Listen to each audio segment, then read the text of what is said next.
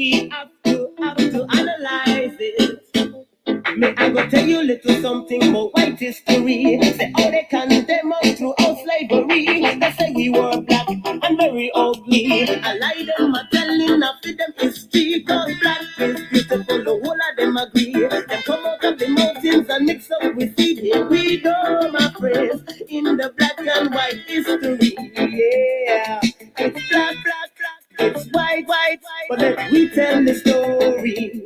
Yes, it's black, black, it's white, white, but let me tell the story. May I go tell you little truth about the black histories for the people who can hear and those who can see. When the first to come up with anatomy to analyze the truth about the we body. When the first to come up with biology to analyze the lives in the society. When the first to come up with Egyptology to construct the pyramids that you see. When the first to come up with psychology to analyze the minds in the vicinity. When the first to come up with musicology to put the rhythm in your soul and make it rock steady. Correction, my friends, with the black and white history. Yeah, it's black, black, black, it's white, white, white, but let me tell the story. Yes, it's black, black, black, it's white, white, white, but let me tell the story. Black and white story in my mind. Oh yeah, say we have to analyze it. Black and white story in my mind, in my mind, in my mind.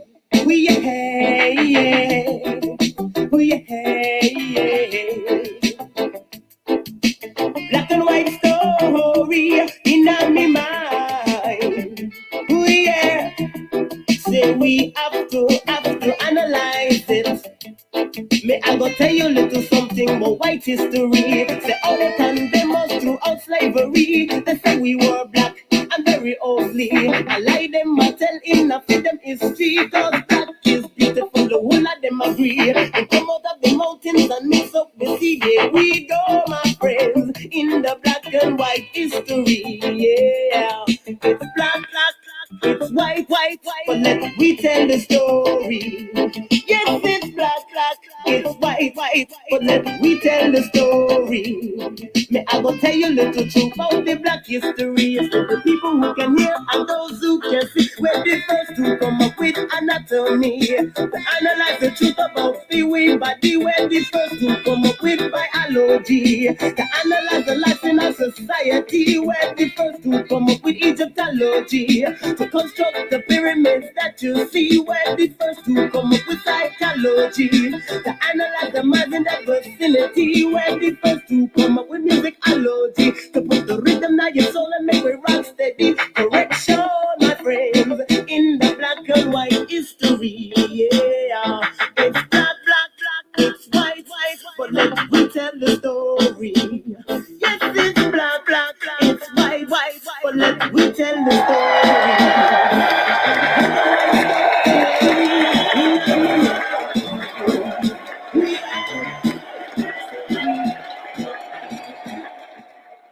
Yes, yes, yes. Greetings. Hotep, hotep, hotep. Shalom. Assalamu alaikum. Allah for your peace to the land. How y'all doing? How y'all doing? How y'all doing all over the world, family? How y'all doing all over the world? That's what I need to know. How y'all doing all over the world? Yes, I'm feeling good. I'm feeling good. Yes, thank you for the applause. Thank you very much. Thank you very much. Oh, they still applauding? Oh my goodness. I must be overpaying these people. I am overpaying these people.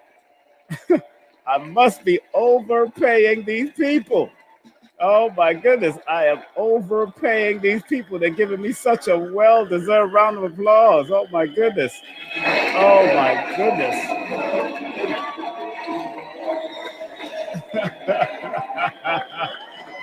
Oh man. Woo, thank you. Thank you. Thank you. Thank you. Thank you.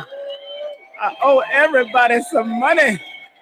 I owe everybody some money. They showing me love. I show me love. Where y'all at? Where y'all at? Big up to Al Rashid, Fishbone. What's up? Alex Little. Give y'all a round of applause too, man. Yeah. Big up to all of y'all. Thank y'all very much. I want to thank these people for giving me all this round of applause. Of course, I'm waiting for my partner to come up. I came up a little early, but it is what it is. And I hope everybody's feeling well today. I hope everybody's doing well. And where are you today? Where are y'all hailing from? Where are y'all hailing from? Are y'all from California? Where y'all from? Where y'all at? Y'all from Hawaii? You from Africa? All you have to do is say, hey, what's up, King Simon? I'm going to have a good time. Of course, you know the regular. Please subscribe, press that bell. Please share, and like. Stop playing.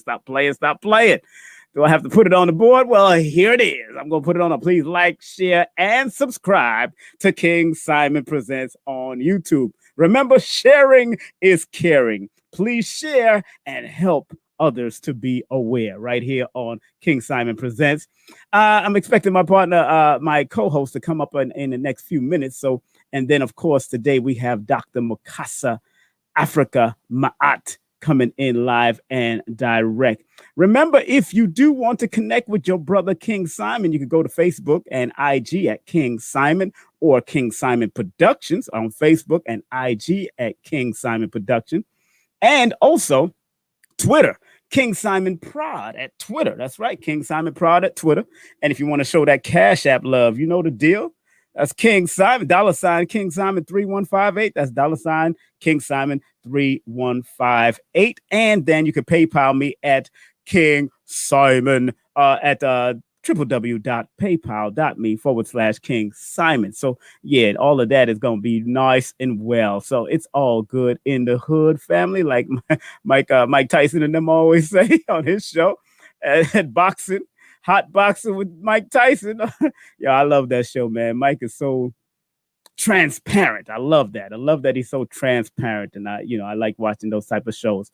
And just want to remind everybody, if you want any spiritual upliftment and self-esteem consultation with Empress Aisha Amor, please email her at Empress Aisha Amor at Gmail. Products, you can DM her at IG at Womillion _ adornments, and Cash App her at $ Empress Amor, and her PayPal is Aisha McBride at Gmail. So hey, that's what it is. That's what it shall be.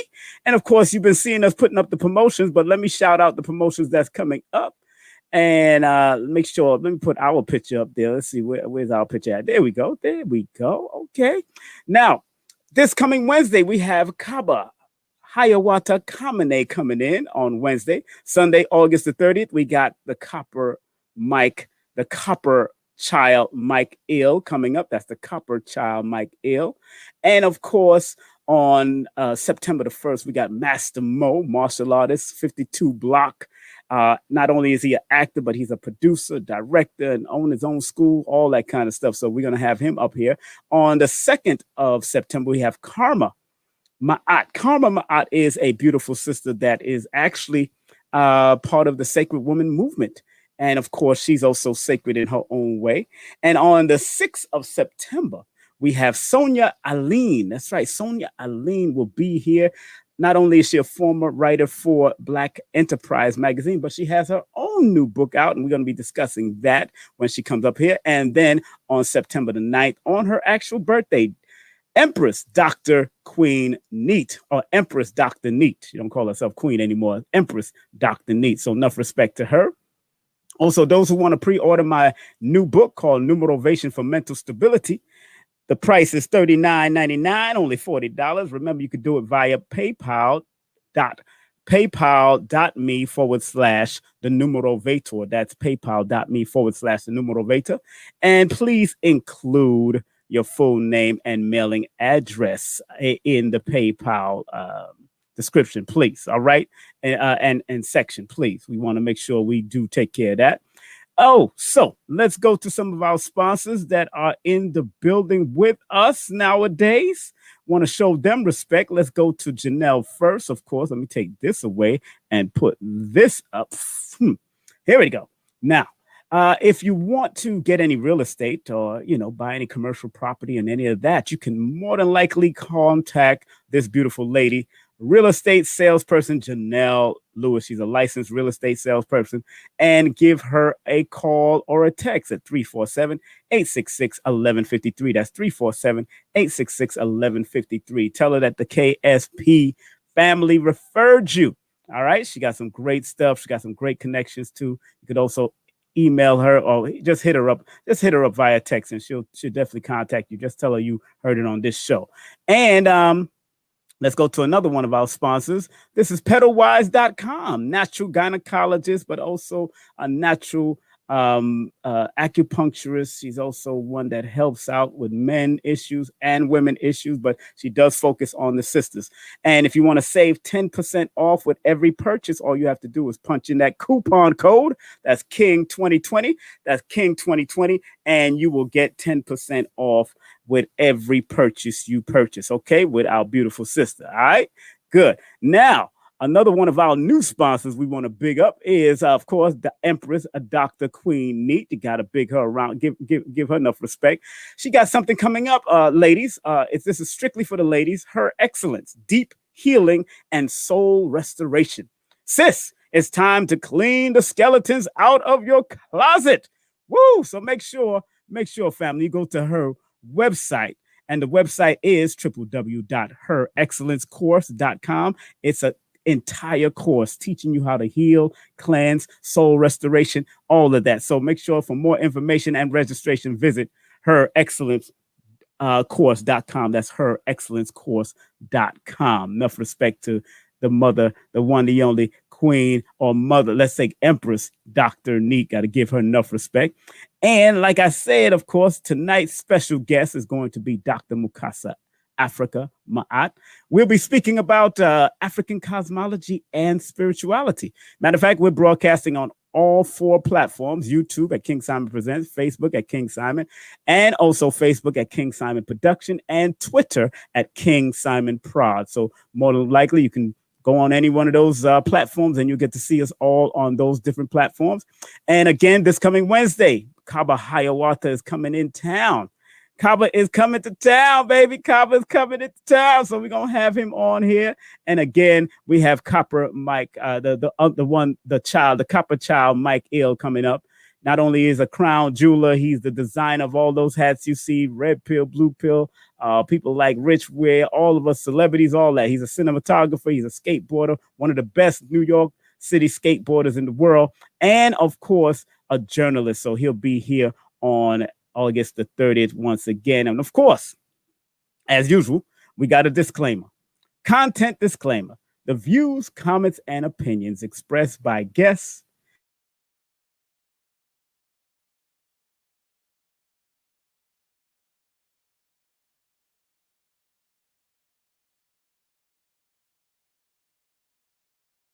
We're waiting for, of course, my dear co-host. Waiting for her to come up, and then I told brother to come up at 9 o'clock. So I hope he understands. I said 9. So please know that our brother's expecting to come up at 9, like I told him, 9 p.m. like I told you, and it hasn't changed. I haven't changed nothing. But I like to keep things on go because I like to start the show earlier so we can hype up the crowd and see who's out there and make sure everybody's all right. I see Michigan is in the building. Okay, Michigan is in the building. Okay, this is going to be fire. Got Michigan already in the building. So I don't know where y'all calling from and where y'all at, but you can put it in the chat. If y'all are from out of New York City, you can more than likely show some love and say where you're calling from or where you're watching from. What television you're watching. Are you watching it on your phone, or you watching it on a small screen or a large screen? Whatever you might be watching it on, I hope you are enjoying so far what you are seeing. I haven't even came on yet. Let me just make sure everything is going well. Take that disclaimer off. Yeah, so again, there's been a lot. Of course, I want to say happy belated birthday to Marcus Mosiah Garvey. That was on August the 17th. And happy birthday to all the Virgos now. Now that we're in Virgo, we came out of Leo, we're in Virgo now. So that's a good thing. we're in Virgo now, so that's good. So all you Virgos out there, all you virgins, big up to you out there, all you virgins out there. Big up to the virgins. It is what it is. So, and expect to get new content on um, my new YouTube channel that's going to be dedicated to Numerovation and dealing with Numerovation, and it's called the Numerovation Nation. So make sure you subscribe to that new YouTube channel that I have, the Numerovation Nation. I'll put that up there so y'all will know. It's a new YouTube, my new YouTube channel, YouTube. Put it up for y'all channel, and that's going to be dedicated, like I said, to numerology. That's right. It's going to be dedicated to numerology only, nothing else. Interviews, all that will only be around the metaphysics sciences and its connection to numerology also. Okay, so we're going to make sure that is the deal. And so we're looking out. I see our brother coming up, so I'll be able to bring him on momentarily. But again, like I said, family, make sure you check out my new YouTube channel, which I'll be dedicating to numerology, and it's called the Numerovation. The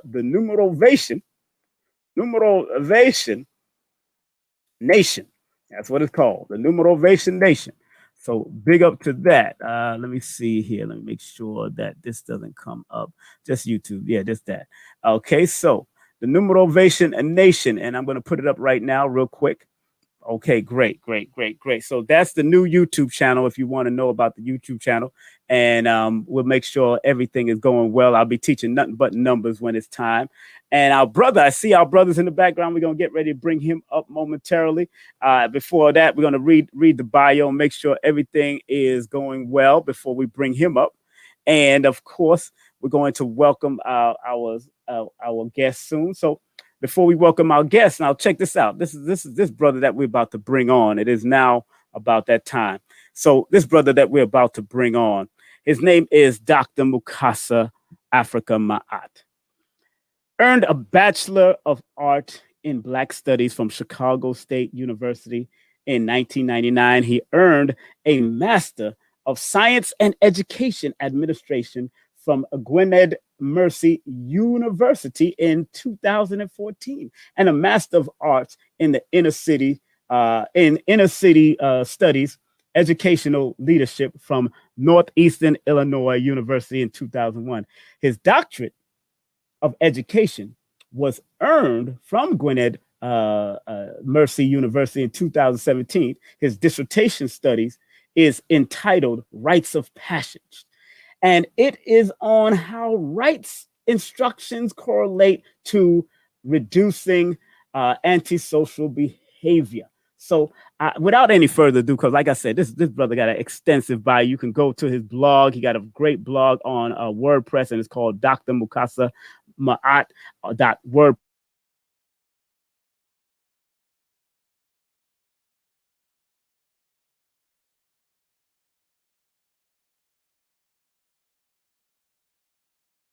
A round of applause as we bring him on. As we bring our brother on, let me bring myself on first. Let me bring myself on, and we bring our brother on. Brother. How you doing, brother? Blessings. Make sure you got it going on. What's up, brother? How you doing? I'm good, man. You? Hotep. I need to turn up your volume a little. Turn up your volume. Can't hear you. Got some volume up there? Testing. 1, 2, 1, 2. How's that? Is that better? Seems like you're going up. You're going up a little. Yeah, I see you going up. I hear you. Right. You got it? I think that's as high as it goes. Okay, no problem. I can hear you. You might have to project a little bit more, though. All right, I'll try. I know you're a humble spirit. Now I don't hear you. Now I don't hear you. Now you're gone.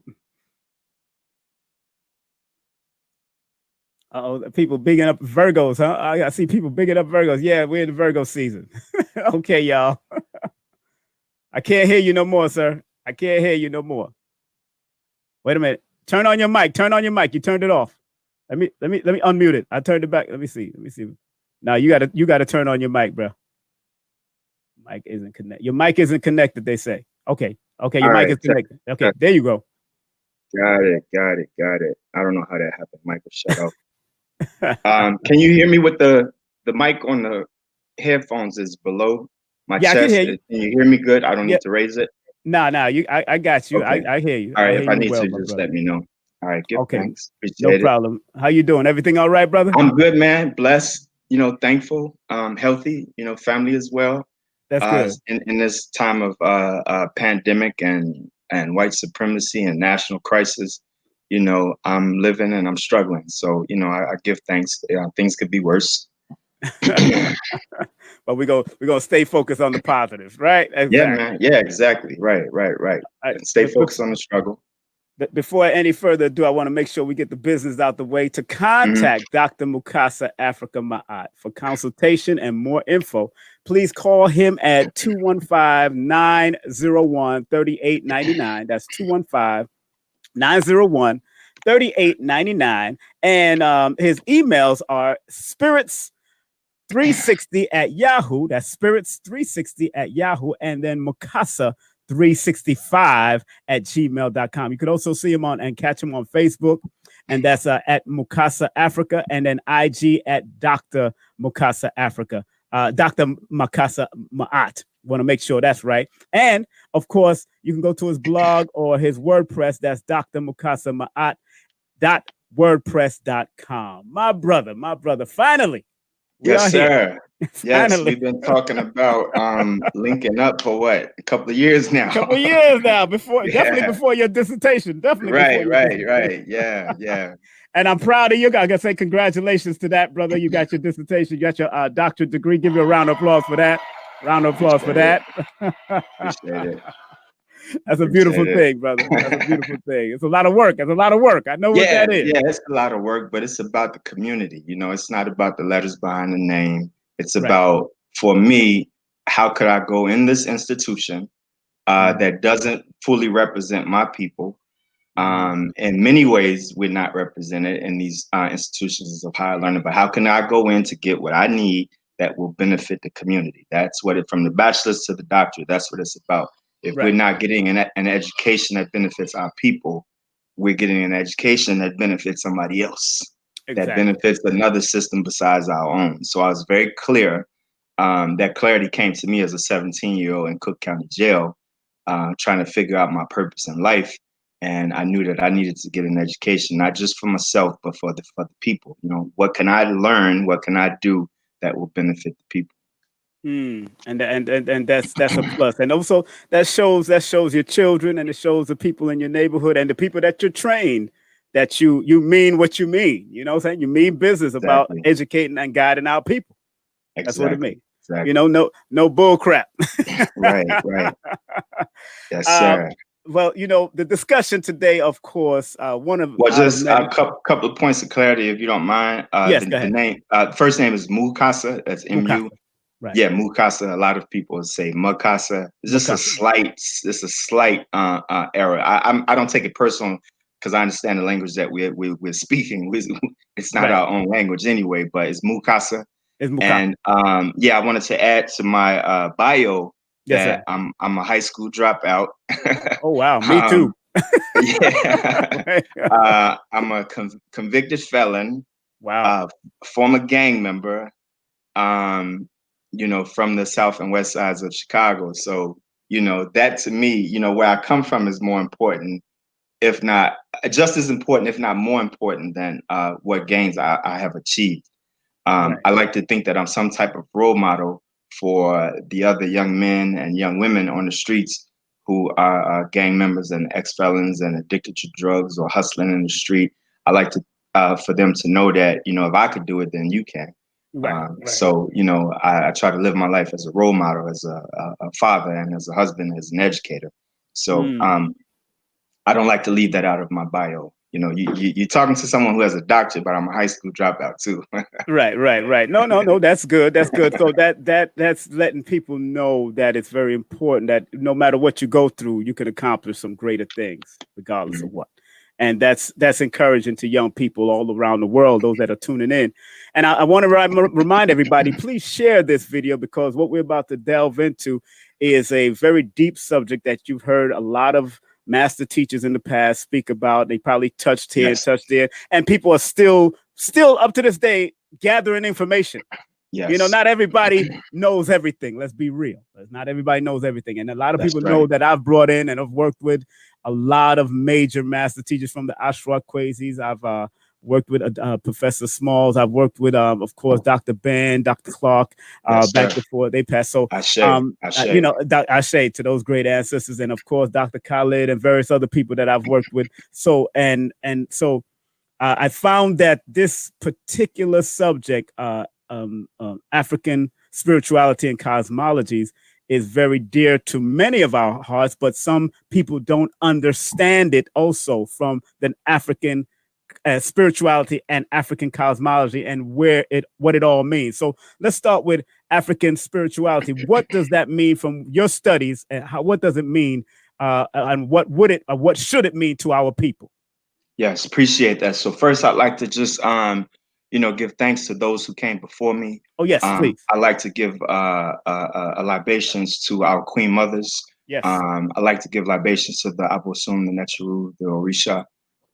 Give libations to those that struggled and fought in wars against white supremacy. Ganga Zumbi, Dandara, Dos Pomares, Teresa de Benguela, the revolutionaries of Haiti, Jean-Jacques Dessalines, Boukman Makando, Nat Turner, and all those that came before us. And, you know, I just like to say Aisha to those great ancestors. And I hope that, you know, I continue to live life to the fullest on their behalf, and hopefully, you know, ask that they ask that they accept my prayers and that they guide me. And I like to give recognition to my teachers. So it was the works of Sheikh Anta Diop that I was first introduced to as an undergrad at Chicago State University, but I wasn't introduced to Sheikh Anta Diop through the core studies at Chicago State University. It was the underground bookstore of Brother Yoel. Where I went, I had to go. That bookstore was my it was my primary classroom. Is where the core coursework took place while I was an undergrad major in Black Studies. I got something on my screen I need to remove. All right, I just had to remove that. Sorry, apologies about that. So, and it was shortly thereafter. Can you still see me, bro? Yes, sir.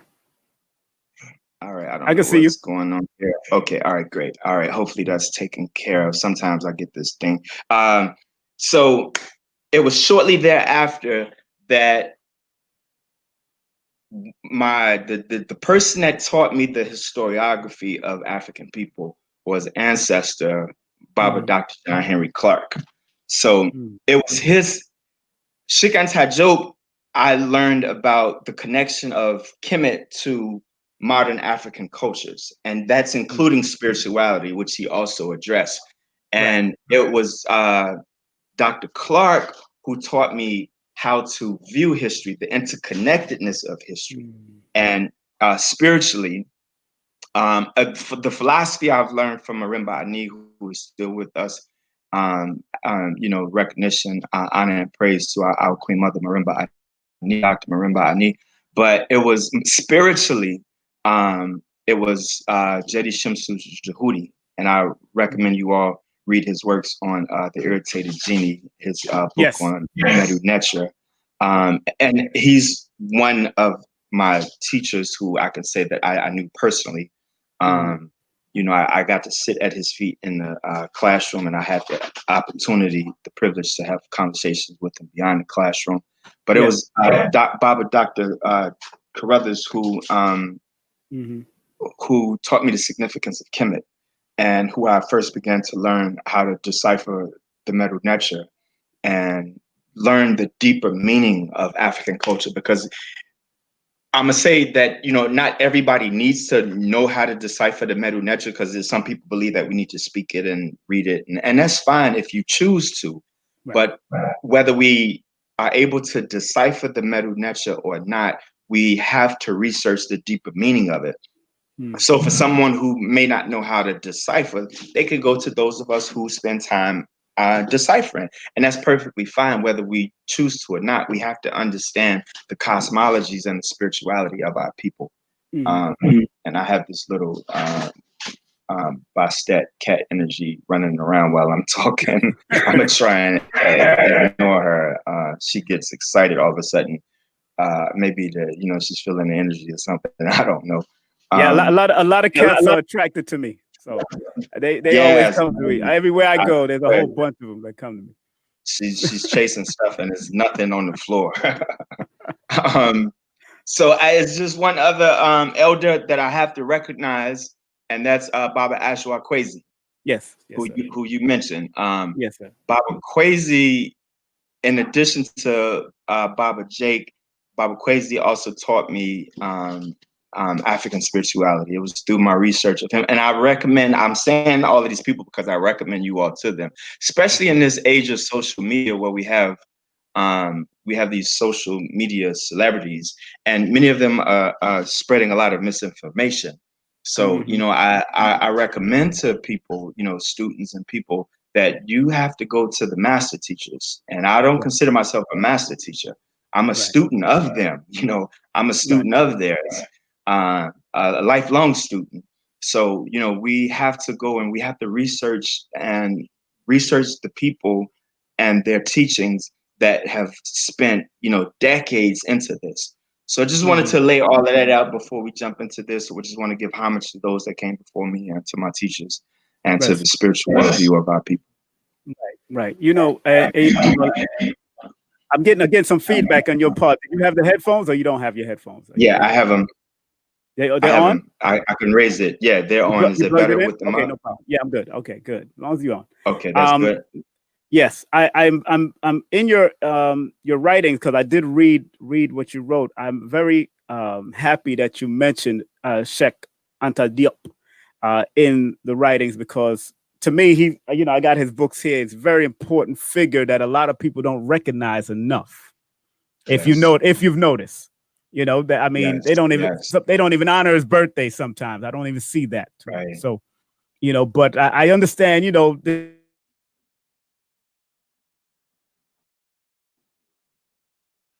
You froze, bro. I don't know if you can hear me. To him over the years, Dr. Jeffries showed a lot of respect and helped him translate a few books over the years. Can you froze.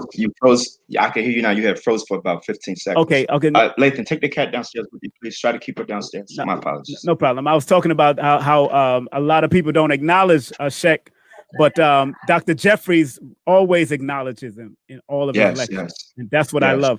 Now, you in your writings here, you talk about spirituality. From your studies of spirituality, African spirituality, what's the difference between African spirituality and what people believe is spirituality today? Right. Yeah. Thank you for that. So first, I do not use the term African religions, and I do not use the term ATR, African traditional religions, as people call it. So African spirituality, it does have some different meanings. Some people who are authentically concerned about the spirituality of our people and the spirituality of our ancestors, they may have some disagreement. But for me, when I say African spirituality, I'm talking about global African spirituality, or for lack of a better term, Pan-African spirituality. I'm not just talking about the Yoruba, the Igbo, or the Zulu. I'm not just talking about the Akan. I'm not just talking about the Vodun, the Candomblé of Brazil, or the Santeria of the islands. I'm talking about all of them. So when we say African spirituality, it's just a funny thing that a lot of people don't understand, that we have a global spiritual tradition. Like when people think of Islam and Christianity, when people think of those religions, they think of a global system of faith. They think of a global faith. Well, we have a global faith. In fact, you can argue that we had the first global faith as well, if you're dealing with the fact that Africans had marched out of Africa, walked out of Africa, and migrated and spread throughout the globe before many of the races were even evolved into the world, particularly Europeans who, if you look at the works of Dr. Ivan van Sertima, they evolved around the time of the last ice age. So you're talking about a people who've been on the earth for maybe, I don't know, 30, 40,000 years ago or so. But Africans were the first people. And when we walked out, we took our faiths with us. Right. And so we spread African spirituality globally to the world in our migrations out of Africa. And then with the dispersions of African people with the Ma'afa of slavery, we were scattered as a people. But in that scattering and in our response to our enslavement, we took our faiths with us. We took of our ancestors. We took the deities of our ancestors with us. And those deities were used to combat the systems of enslavement and white supremacy that we had faced. So when I say African spirituality, I'm sorry, brother. Don't worry about it. You have children, brother. It's all right. I have four. Hey. I need you to make sure that the cat is not running around, sir. It's all right. I can hear her. Yeah, I'm sorry, brother. So this is Lathan. He's my second oldest son. I've had to reward him with some gifts for his hard work. He's been focused and doing his chores as a young man. Some even without my directing, which I had asked him. I said, I didn't even have to ask you. You took care of the garbage and the recyclables, and I didn't even have to ask you. I said, so you're trying to grow up now?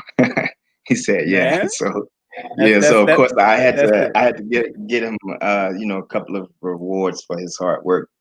Hey, so my apologies about that. No, that's African, brother. That's African. So with the spirituality, what African spirituality is, it's the faith of our ancestors passed down to us, not only in West Africa, because those faiths have been spread throughout the islands, throughout South America, and even in the United States. Now, in modern times, many of us have reconverted to those faiths because the faiths of our ancestors were outlawed, whether you in law or in practice. Our faith, our culture was criminalized. Right. So many of us, we lost the language of the faiths. But in a lot of ways, we didn't lose a lot of the traits. The DNA stayed with us. For instance, the drum. The drum is African spirituality. And you got people catching the Holy Ghost in church. In Christian Europe, people were not catching the Holy Ghost. It's nothing in the King James about the Holy Ghost. The Holy Ghost is African enculturation, African incant. It's when the spirit mounts you and the spirit begins to move through you. So your body is overtaken by the Orisha or the Abosum or whatever the intermediate deities of those traditions. And when the spirit overtakes you, you move. It speaks through you. You dance. It happens so that you can bring messages, so that messages can come through you. So one of the parts that we lost is that when we get the ghost, we miss the message that comes with it. So we like, oh, I had the Holy Ghost. The ghost was good. Whoa, did you feel that? Well, it's a message that's supposed to come with that we have to get in tune with, because it's the ancestors speaking to us and through us. So that's one way that African spirituality has survived with us. And when you talk about with Brazil, with Candomblé, as an example, and this happened in the United States, this happened throughout the islands. So we had to disguise the faith because it was outlawed. I'm sorry. How's my volume, brother? How's my transmission? Good. Okay. Yeah, it's good. So in the islands, in Brazil, as an example, we could just take Brazil and Candomblé. We're talking about a country that's majority African, because a lot of the people were not recognized as being African, although they had African ancestry. A lot of them, they identified with their Portuguese, some with their indigenous ancestry, but we're talking about a predominantly African nation, especially parts of Brazil are overwhelmingly African. So you have this movement of African identity in Brazil. And it's a really beautiful thing. But in slavery with Candomblé, they had to disguise the worship. So they disguised the names of the Orisha with Catholic saints. And so, and in fact, and sometimes they would put the African carvings away, and then they would pull out the saints when the Europeans came around. But so what happened was this camouflage of faith. At its core, it's still African. At its core, it's still African. And that happened in the southern United States with Vodou, or what we call hoodoo, and it happened throughout the islands. So whereas in Haiti, because with the Haitian Revolution, the overthrow of the French in Haiti, we were able to retain more of that. And so Ogun became the deity of warfare, which he was on the continent, but even more so in the context of the Ma'afa. So it was our response to enslavement and our retention of our spirituality. And we'll get into some more aspects of that. But so when I say African spirituality, I'm talking about the world's first faith. I'm talking about the spirituality that birthed what we call religions. And African spirituality is not religion. I could go into that more if you want, but African spirituality, it's not a religion. It's not an African religion. This is something that's very different from religion. This is not in. Go ahead, bro. I'm sorry. Hold on one second. Do you have a speaker in the background in your house? A speaker? No. There's no speaker playing, right? Because I keep on hearing this. Like I'm hearing myself again, but it's all right because I know I don't have nothing playing. But let's go on now. Do this happen when you speak with other people? No. Well, last time, remember when we did the test, it was perfect. But now I keep on hearing that feedback. But it's all right. It's real light, so it's good. It's real light. I'm not sure what it is, but I some weird stuff has been going on with all of my social media lately, with YouTube and Instagram. I don't want to say some things that I think, but I know. Weird things have been going on with my social media. Well, hold on. Let me bring on somebody that just came in. My co-host. She's in the building. I see her, and I want to make sure she gets her well-deserved round of applause before we bring her on. Let's bring on the one, the only Empress Aisha in the building. Empress, what's up? Hotep. All that good stuff. How y'all doing? How you doing? Hey, what's going on? I was having technical difficulties as well. Yeah. Everybody having technical difficulties. I haven't had any, but I mean, I'm gonna knock on some wood over here and make sure. I'm gonna knock on some wood and make sure it don't come back. This is Dr. Mukasa. It's an honor, Dr. Mukasa. It's an honor. Greetings. Give thanks, Queen. It's an honor and a pleasure to join you and Brother the King as well. I'm honored to be on your platform and to have this opportunity to speak with you and your supporters of your platforms. Yes. Well, you know, I've been talking to him about the I already asked a question about his African spirituality, and I know he was about to get deep because he can get deeper now. But I want to make sure we have any. If you have any questions, since you feel free to cut me off if you have to. Jump if you have any questions, just jump on. Do you have any questions prepared for him? Right now, let's just keep flowing. Just keep flowing. Since I just came in, I know the audience wants to, no problem. Want you to continue. Okay. No problem. Right. Give thanks, and again, feel free to cut me off. Yes. Or redirect me as well. That's perfect. But what I did want to ask, brother, is being that we're in the time that we're in, and our people has been so confused over the years about spirituality and what's this and what's that, this being evil, this being good. What do you say to people that are just figuring out that all things come from this African spirituality and not just spirituality just being one thing just because it's spirit? How do you deal with those type of people like that? Right. So the first thing, and I'm really glad you asked that question because it's extremely important. The first thing is that those of us who are in the tradition of African spirituality, those of us who honor the faiths of our ancestors, let us not think that we're better than anybody else. Let us not become self-righteous and indignant or even disrespectful to those who believe differently from us, because at one time none of us believed in this either. So we all had to get to this point. I asked, can we be understanding and can we have dialogue, discourse, and even mutually respectful debate? Can we have an exchange with each other? Because we're talking about family here, and where it can't be a respectful exchange, let us leave it there. And let us just be examples of our faiths, So I can't talk to all of my family about African spirituality, but some of them, they reach the point where they want to know, brother, you're 45 and I don't see too much difference from when you was 35. What do you do? And you look healthier. What?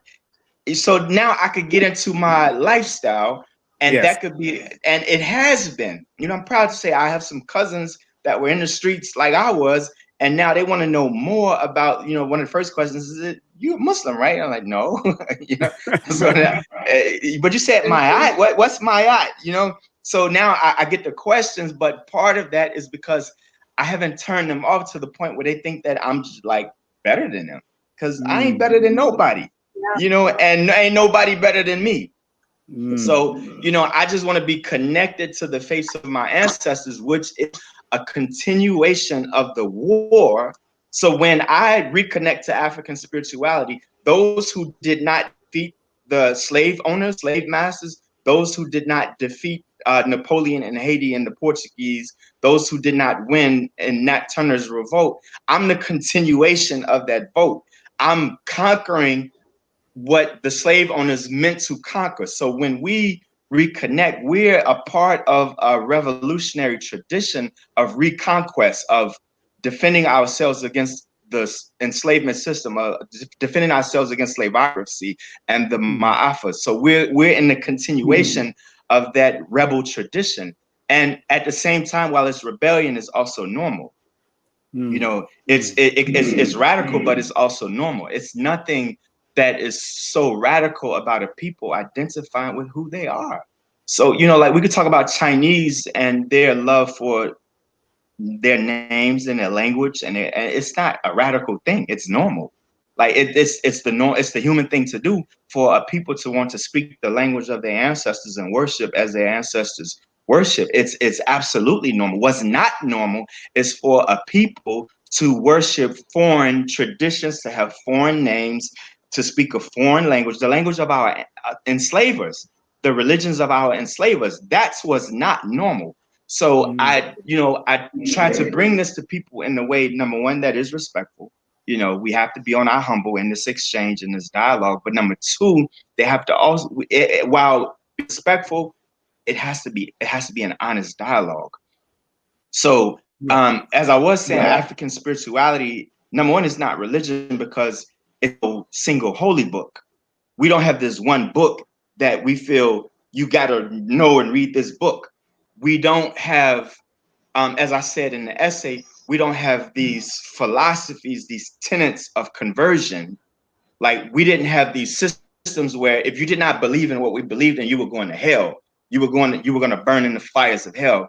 Or if you didn't speak our holy language, be it Latin or be it Hebrew or be it Arabic. If you didn't speak our holy languages, your languages were pagan. Your ways of worship were pagan. We didn't have that view because we had a different worldview about our culture, about our creation, and about our cosmologies. We had a different view of the world. And in part, that view, like we were, as Dr. Clark said, we were of strangers. So were Native Americans. They welcoming. So when strangers came, they gave gifts. But we were the people who saw all strangers as slaves, as opponents in war. We were dealing with the people who saw all strangers as people who were either going to conquer us or needed to be conquered.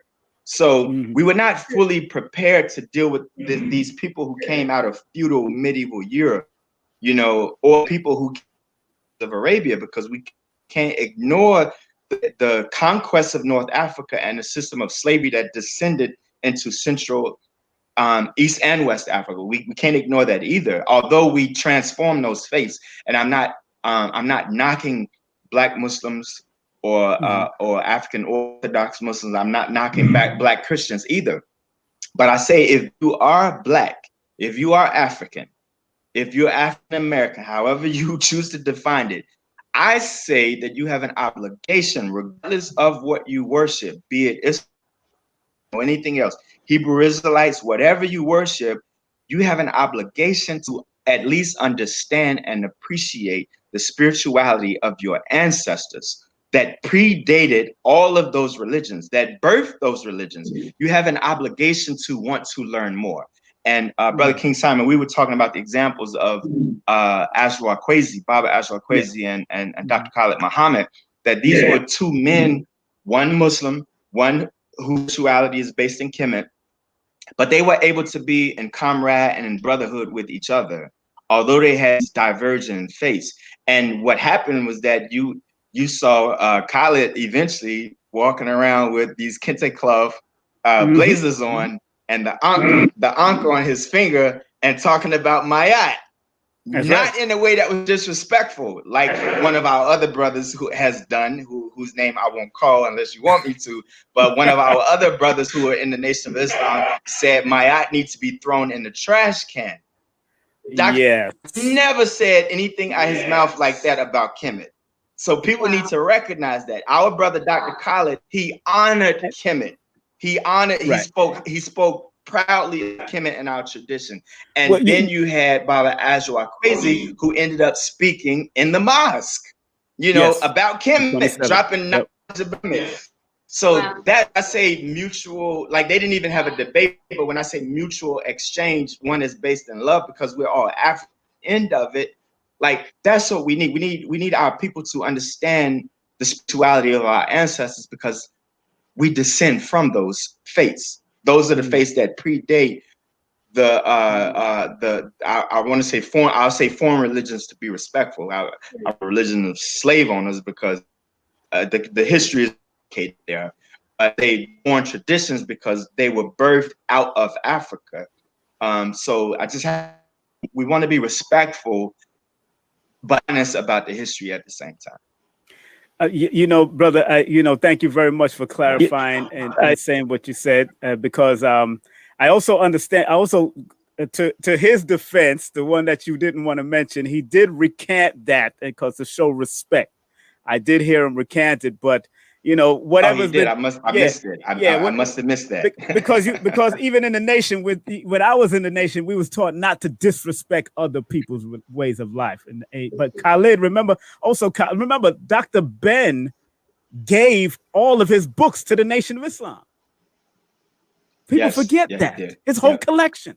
So how are you going to do that? That means those guys didn't grow in the era where I was when I was with Khalid and Ben was talking to the minister and all these guys was talking. Now I know John Henry Clark had a problem with Minister Farrakhan, but he didn't have a problem with the Most Honorable Elijah Muhammad. You remember that. Remember that. Hello? Right. And but also, can you hear me? Yeah. Can you hear me? Yes. Yeah, just we have to recognize that Dr. Clark was an advisor to El Hajj Malik El Shabazz. Exactly. He was an advisor and a close friend. And so when you hear Malcolm X speaking about Kemet, because Malcolm was pointing in the 60s, definitely, before his assassination, pointing out it was a Black civilization, an African civilization. He was telling people in a lot of his speaking that when you look at he would say ancient Egypt, of course, but when you look at that civilization, you're not looking at a European civilization. You're looking at a European civilization that Europeans took from us. So that was in part because of his dialogue, his friendship, and advising from Dr. John Henry Clark. Right. That's right.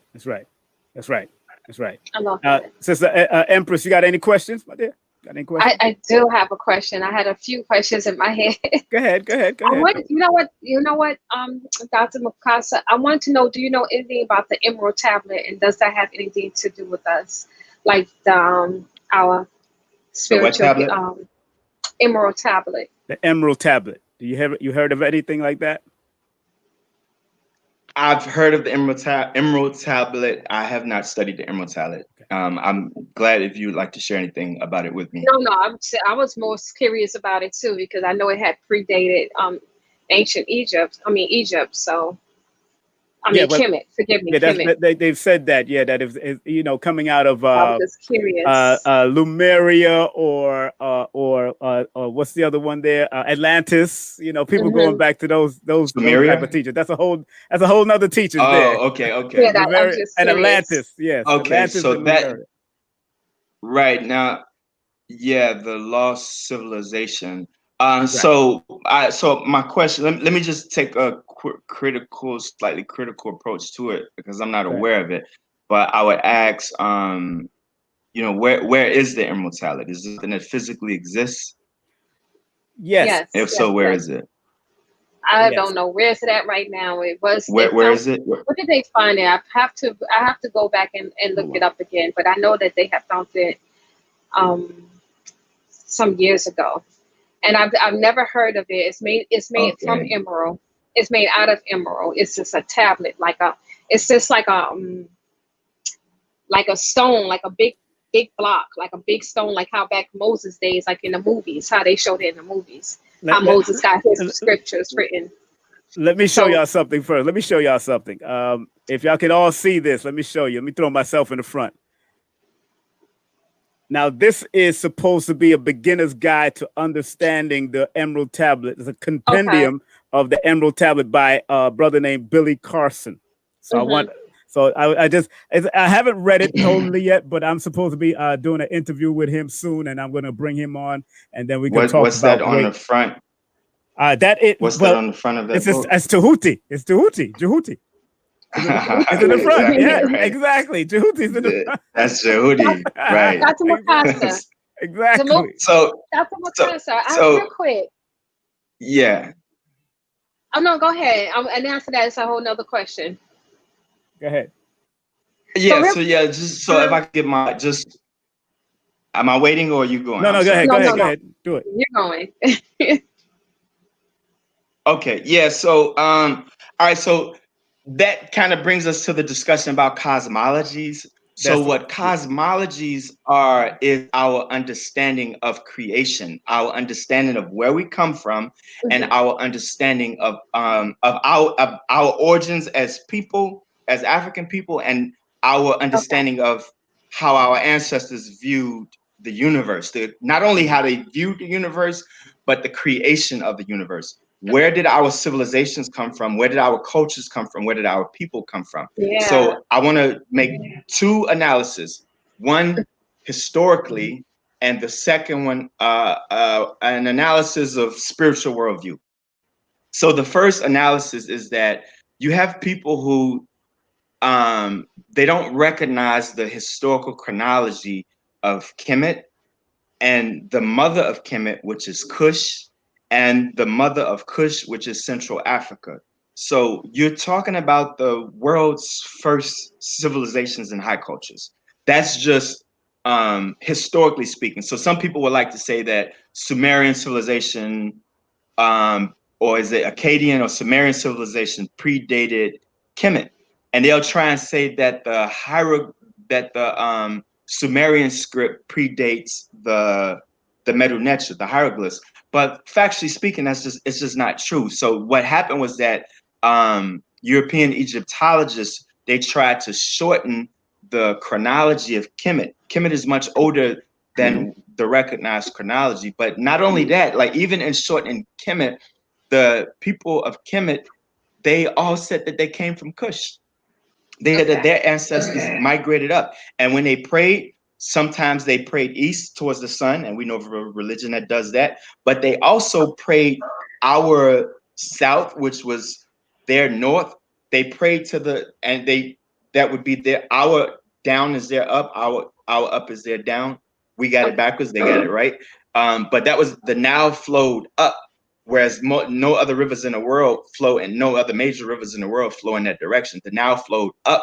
So they prayed south because the Africans migrated up up south. They migrated up Moving south. up. Oh, So okay. they prayed to the lands of their ancestors. And we're talking about not only the world's first civilizations and high cultures, not only the world's first skyscrapers, the pyramids were skyscrapers, not only the world's first writing system, first scientific system, first pharmacopoeia, not only the world's first metal smelting, the world's first refined jewelry, like jewelry so refined, we still don't even see that level of jewelry making to this day. Who's buried in gold caskets? I mean, gold face carved caskets with precious jewels on it to this day.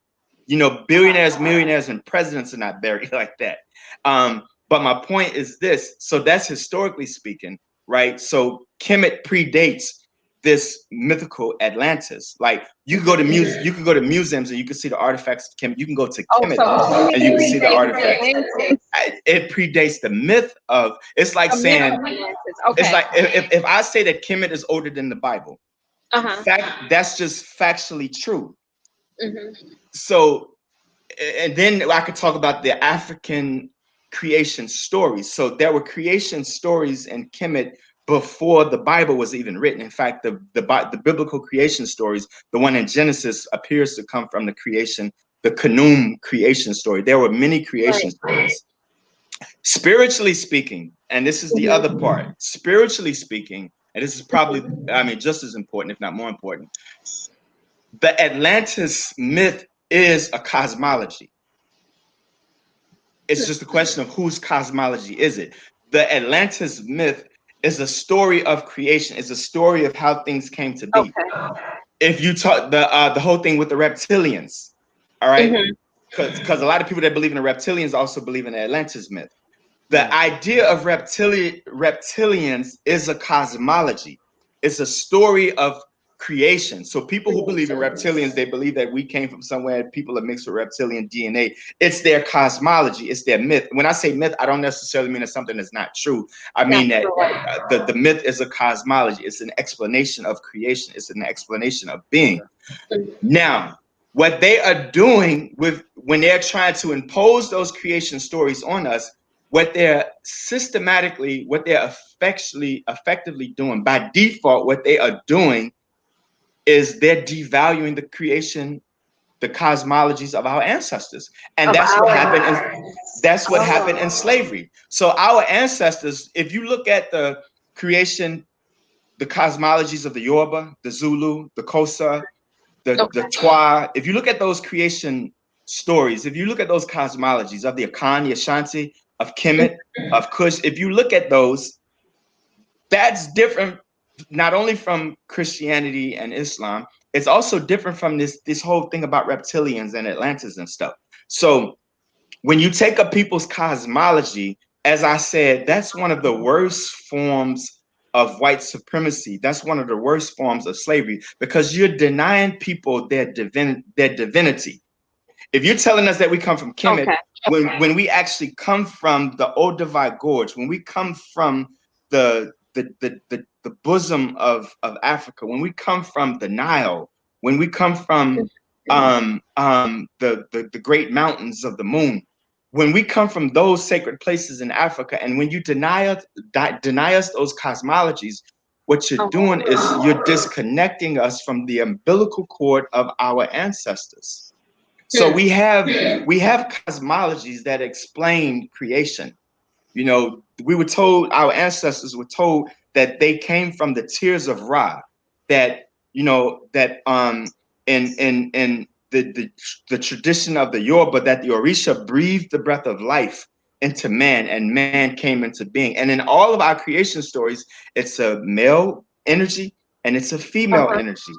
In African spiritual creation stories, there is no one God, right? We had supreme beings, but we had the intermediate deities. We had the Neteru or the Orisha that had an important role in our universal creation. And it was male energy and it was female energy. They were not patriarchal societies where you only had this God on top of a mountain or this creator high up on a mountain. You had an African symphony orchestra of creation. You had you had the air and the water, you had the heavens and the stars, you had the earth, you had the mountains and the rivers, all coming together in African cosmologies to give forth the birth of creation. So our ancestors were taught by their ancestors, as they worshiped the deities of their ancestors, they were taught that we came from the sun, we came from the stars, we came from the universe, we came from nature, we came from divinity. And what slavery did was disconnected us from that divinity. And we were taught that we were slaves. So now people are saying that we're reptilians. People are saying that we're reptilians now, but by default, it's the same thing. It's disconnecting us from the divinity of our ancestors. Can I ask you, why do we pray to our ancestors? So what's the significance of that? Go ahead. I don't want to cut you off. What's your 4 questions? No, okay, there's 2 questions. How do you pray to your ancestors? And why do we pray to the ancestors versus praying to the creator? Right. So so we're using this European word first, right? Okay. Because we're speaking in conquerors, slaveholders' language. All right, so that's the first problem. Now, in African spirituality, in all of the traditions of Africa, there is not one atheistic culture in Africa.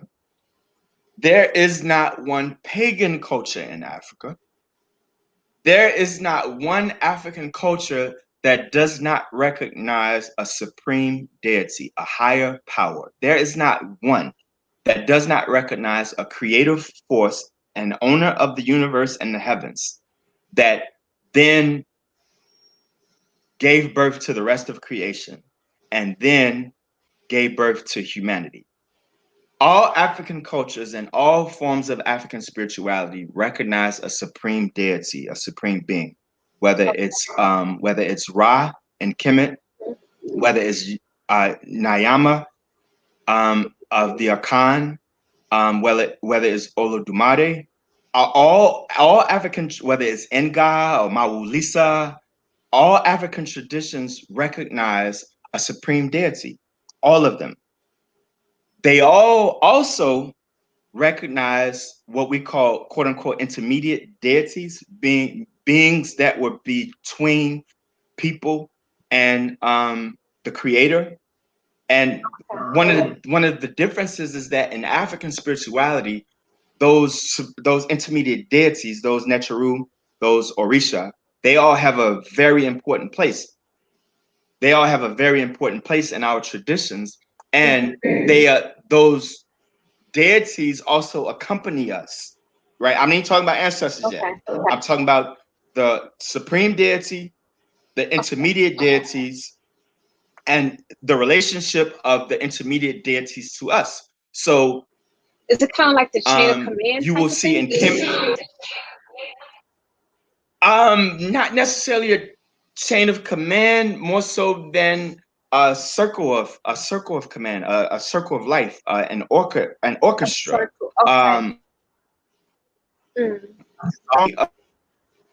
Of all of these entities coming together. Can you hear me? Am I there? Yes, I can hear you. It sounds like it's cutting in and out. Okay, so you got us? Yeah, it was a little interruption. So it's a harmony of creation, where as opposed to a hierarchical, patriarchal chain of command, where one is greater than the other. So it's not that one is greater than the other in African spirituality. It's that we're the sum of the parts. What's that saying? The whole is not greater than the sum of all of the parts. I believe that that's the saying. That in individual compartments, we do not exist. Like there's no creator by himself, or as we might say, herself in African spirituality. And the intermediate deities don't exist outside of the supreme deity, but they also don't exist outside of the ancestors and outside of people. That all of these together is what makes chronology of creation so that they all exist together and they all have to exist in harmony together. And now to the ancestors. I say all of that to get to the ancestors. That the ancestors, they're not prayed to. They're exalted.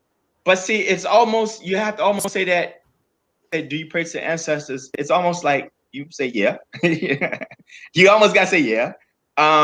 But because we're speaking English, so they're not prayed to in the sense that the ancestors are God, in the sense that the ancestors are Obatala, or that the ancestors are Unkulukulu or Ra. The ancestors are the ancestors because they connect us to divinity. So we have to exalt them because they're our spiritual link to the spirit world.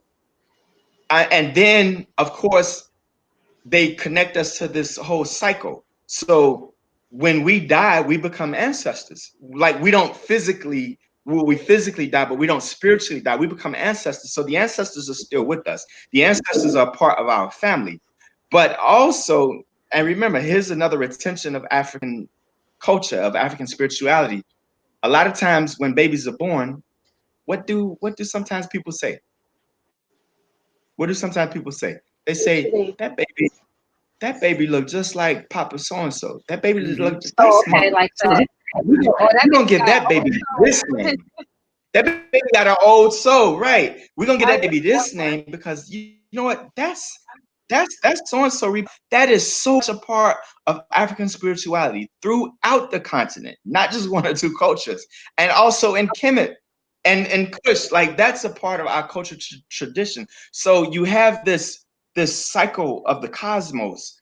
And the ancestors, they have a role. So we exalt them. So when the Europeans came into Africa to enslave, and Arabs as well, to bring conquest and war. And when they saw us giving libation, they said they praying to the water. Or when they saw us giving a prayer to the tree, they said they praying to the tree. Or when they saw us, giving thanks for the wind, giving homage to the earth, they said, look at them. These people are pagan. Okay. Well, actually, the pagan is a person who sits God way up on high, way off in the stars, way up, separated from everybody else, and is greater than any and everything, and resides over everything like a dictatorial regime. And there's no divinity in anything else in creation. The water is not sacred. The air is not sacred. That's why these people pollute. Maybe they need to learn a lot from African spirituality because our ancestors understood that there is divinity in all creation, not that the water is the creator, not that the ancestors are the creator, but there is divinity. And then if we understand that there is divinity in all creation, that in divinity in everything around us, there must also be divinity in what else? There must also be divinity in us. So we are also divine, and that means that we have to speak with divinity. That's why in Kemet they called the language Medu Necher, divine speech. And divine speech, it wasn't just one holy book. That's what I was saying. Like all speech was divine. Like we say we have to understand the power of speech, right? But our ancestors believe that all speech was divine, so that everything that comes out of our mouth must be divine. And if it was not divine, it was Isfet. It was bringing chaos or maybe even evil. So it was not this holy book, but that language itself was given to us by the spirit world. And, in the various traditions, there's various stories about how language came into being, but language was given to us by divinity, and we must use it in a divine way. So the only way that our people can insult the divinity that was passed down to us is to be disconnected from our spirituality, to be disconnected from our cosmologies. And what happens is, might upset a few people, but what happens is that we begin to desecrate our divinity. And when we desecrate divinity, that's when you get people who will use the N-word, because we were separated from our divinity by a slaveholding system, and we were given a language in place of our divinity. And that's how you can get our beautiful queens who would come out with a song, Wet AP. WAP. And instead of understanding the divinity of their femininity, it's desecrated, in public. So those are the types of things that happen when we're disconnected, when we have other people's cosmologies in place of our own as a people. That's Very good. powerful. Very good. Any other questions you have, Empress? Because Yes. I mean, go if you do, go ahead. But I do. No, I just want to make sure, because we don't have him for that long, but I know his research was very extensive. But this is going to be a continual journey. A continual journey. I can tell, especially dealing with because our history is so vast as far as ancient African people. It's so vast in our history. So I know you're going to have to revise a lot of this probably 10 years later from now, huh, brother? A lot of the stuff that you've written. Absolutely. You're always growing. Always you're definitely always growing. Yes. What's the other question you got, sister? Go ahead. We use the ancestors we use the ancestors as a guide in that process. Right. But we're always trying to live up to the divine. We're always trying to live up to a higher power, and we're always trying to live up to the divinity. We're always trying to live up to the ancestors. So we're always growing. We're always working on. We never become perfect. You become perfect when you're in that ancestral. When you're with the stars, that's when you become perfect. But on this realm, we're always striving and growing, and we have an obligation to do so for those that are coming after us. Before you ask that question, sister, let me big up his website and everything. Of course, to contact Dr. Mukasa Afrika Ma'at for consultation, please call him at 215-901-3899. That's 215-901-3895. His emails are spirits360@yahoo. That's spirits360@yahoo and Mukasa365@gmail. And also you can hit him up on Facebook at Mukasa Afrika or IG at Dr. Mukasa Ma'at. And of course, Dr. Mukasa Ma'at.wordpress.com for all of his blogs and all the information that he's been dropping on very vast amount of information on his WordPress. So please check out his WordPress. Of course, you can see it scrolling on the bottom of the screen, everything that's coming up for y'all. So make sure you support our brother and show him love. Okay. Yes. Go ahead, sister. Okay. So it's okay. My bond is going everywhere right now. But for the consultation, I'm curious what is the consultation about? Like, because there's so much you speak about. Like, if someone wants to call you for consultation, what do you call for? For guidance? What's the last thing you said? For dieting? Is that what you said, sis? No, for guidance. Like, what do you call for? Oh, guidance. I'm just a brother. Okay. Yeah, I mean, I have people that reach out to me for various things. I'm growing in this physical realm that I'm in as well. Usually, if when people come to me and they ask, I'm trying to understand African spirituality. I'm trying to, understand my journey. What advice do you have? My first question to them is, what's your passion? What's your interest? What do you want to do? So, some people, spirituality is different for everyone. And I'm not a part of any one particular community, or organization, am I there? I seem like I'm breaking. Yes, you are breaking up a little. Yeah, I can see, but yeah, you're breaking up a little, but but you're there. You're there.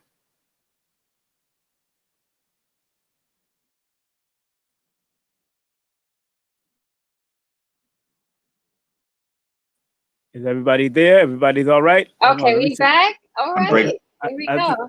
I see that. I don't know if you can hear me. Yeah, I can hear you. Can hear you. I can hear you. Yes. Can everyone hear? Can you hear me? Yes, can hear everybody. Okay. So Dr. Mukasa's cutting in and out. Yeah, you're in and out, Dr. Mukasa. Brother King Simon, can you hear me? I can hear you. I can hear you. Yes, we can hear you. Let me No, can't hear you no more. I can't hear you no more. put it back on. There you go ahead. Talk, brother. Can't hear you no Yes, more. can you hear me? Yes, there you go. Okay. I don't.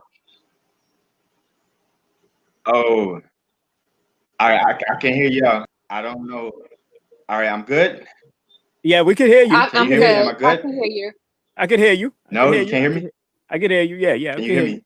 Yes. Okay, responding to this question about consultation. I don't know where I cut off, but just quite simply, I try to get people to find out what they want, what they want to do, what are their passions, what are their interests, what is at the core of their being, what do you want to accomplish? So for some people, their spirituality might be based in health. For some people, it may be based in communal practice. For some people, it may be based in reaching out to the young people, the children. Like your faith and your practice. I mean, some things are going to be in common. Like we need to understand our culture, our Okay. history. We need to understand ritual. Like for some people, I mean, maybe for all of us, rituals should be a part of it. Like the ritual is to remind us, is to center us. Like we all should have altars. But then the tradition may look different for a lot of people, and it comes down to what's your interest, what speaks to you. It may be the Yoruba, it may be Kemet. It may be the Kikuyu. It may be Candomblé, it may be Vodun. It may be all of them. So my approach is that I have a view that all of them are important. My Necharu is Mayat, and that's my last name as well. And that's the tradition that I want to pass on to my children as well. But it doesn't necessarily be that for everyone else. So I try to just have dialogue and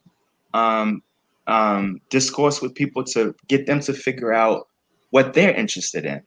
Of course, as well, I've done professional developments for teachers around African-centered education with various schools and educators throughout the country. And my dissertation, which is on rites of passage, I'm trying to get people to see, I'm trying to get educators to see and districts to see that rites of passage is the missing core subject in education. That and African-centered educations as well, because sometimes people will set up African-centered schools and they will not have rites of passage as a part of the curriculum. Some of them might be doing okay if they have rites of passage as a ceremony, but a ceremony is not a. And I argue, not to get too far in it, but that it's the missing core subject in education. It was the core subject in the education ancestors, and we lost that in these lands. And children are being educated in a way that it actually de-educates them, and they learn less. They learn less the longer they stay in the school systems. That's true. That's so true. That's it. What about the women? Like being in religion. I'm sorry. You can hear me? Yeah, we hear you. I can hear you. Okay. When you say that, you said when you pray or when you mention like the supreme, you say she or her. Why didn't we use he versus her compared to what we do now? Good question. Let me ask that the ancestors guide so that I can answer this correctly. Okay. So there was no one creation story. There is no one creation story in Africa. It's no one right story about creation. That's within cultures and among other cultures.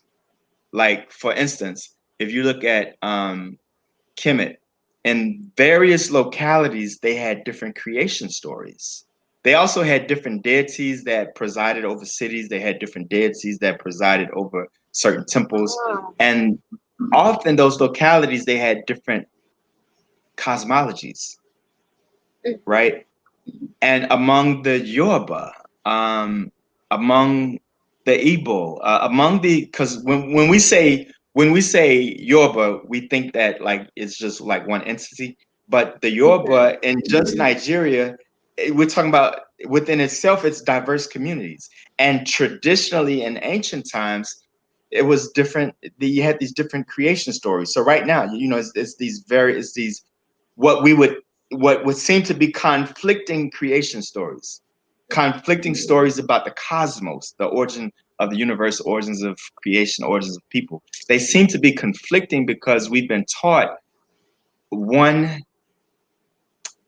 distinct creation story, which come from somewhere else. You know, they in the Bible, they got that from somewhere else, though. You know, by the way, but we've been taught that it's this one creation story, and it's this one way of seeing God.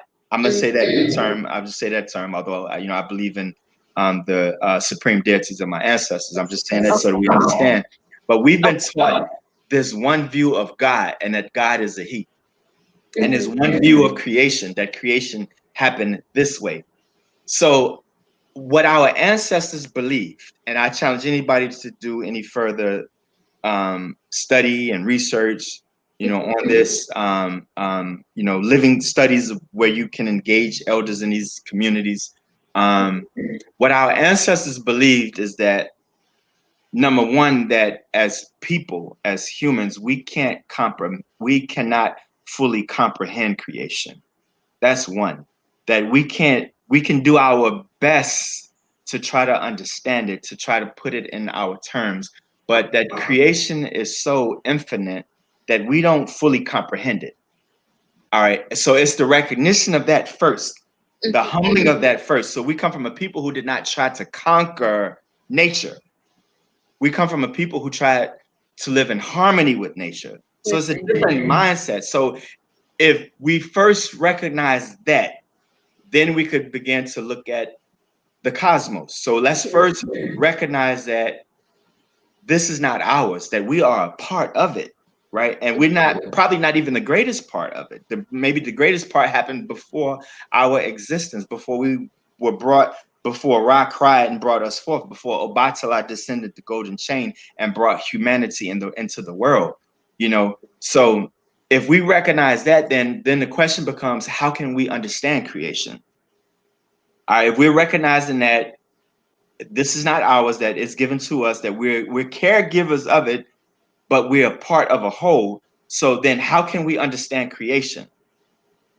If we come from a people who the kings could not be king unless they were born of royal mothers. Their mother is what gave them the divine right to kingship, not their father. And if we come from a culture that exalted the woman, that recognize that the woman is divine, that we come from the womb of our mothers and our mothers' mothers. We didn't come from anybody's rib. We came from the womb, and that the womb is sacred, and that the womb is sacred, and that the womb must not be desecrated, and that the womb must be protected with your life. So the warriors had to protect the village, the nation with their life. And so, and that all women are divine. All right. Hemet, the word Hemet, the symbol for wife, the symbol for mother. It was a well full of water that in part represented the womb and represented femininity, and represented the feminine principles of earth. So that if we come from the womb, if our mothers are divine, if the wombs of our mothers are, then that must mean that there was a feminine principle at creation. And they saw no contradiction in telling stories where God was a woman. In fact, in a lot of ways, it made more sense. Like in Kemet, no matter what, remember I said you have these different stories of creation depending on the locality. And there was no contradiction in that. Like they didn't see anything wrong with having these different stories of cosmologies. One, because they was not trying to conquer anybody with their stories. They was not trying to make anybody into pagans with their stories, because our ancestors were trying to live in harmony. right? So in some of the stories, like you have this story of when Ra was created, it was this lotus at creation, and the Kepra beetle came out of the lotus, and the Kepra beetle was the beetle that rolled the dung ball, and that became the sun. So it said that the Kepra beetle rolled the sun across the cosmos, and creation was born. But so the beetle then would become Ra. The beetle became Ra. But where's the feminine principle in that? The feminine principle is that lotus flower was the womb. So before there was Ra, who would then create the Necharu, who would create Shu and Tefnut and Geb and Nut, the earth, wind, sky, water, who would then create Asar, who would create and who would have the immaculate, the African holy birth with his wife Aset after his death, and would then create the savior child Heru. This might sound similar to some people because this is the original story where it comes from. But before all of that happened, and then you had people after that. Before all of that happened, you had this little flower that represented the womb, the lotus, and everything originated from there. And that's just one of the many stories. There are other stories. You have stories about Ra ascending from out of Nun, and Nun representing the primordial waters. So before there was anything, it was the primordial feminine divine waters, and creation came from out of this feminine principle before anything else existed. So we have these stories. So it was no contradiction in the creator being female, because we came from societies that exalted the women. For us, what was formed was this idea that you had this man who was God and didn't have a wife, and then this man who was God who didn't have a wife created everything out of feminine principle being present. And then when the first people were created, Adam and Eve, and then Eve didn't give birth to humanity. Adam gave birth to humanity. Because if Eve came from Adam's rib, and that's saying that humanity came from a man.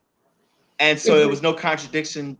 That concept of man being God. In spirituality, that to us did not make sense. But then, as I said, the face of our ancestors were crushed and criminalized, and we lost. And losing the face of our ancestors, we lost our own divinity. And now this myth of cosmos about everything coming from a man makes sense. Makes sense now. Didn't make sense thousands of years ago, but it makes sense now because we're not under the cosmologies and spiritualities of our ancestors. That's right. My brother, I know we could go on all night. There's so much, but I do Yeah, I told you have to cut me off. Yeah, I know. I know you can keep on going, but I do want to advise everybody to go to his WordPress.com. That's Dr.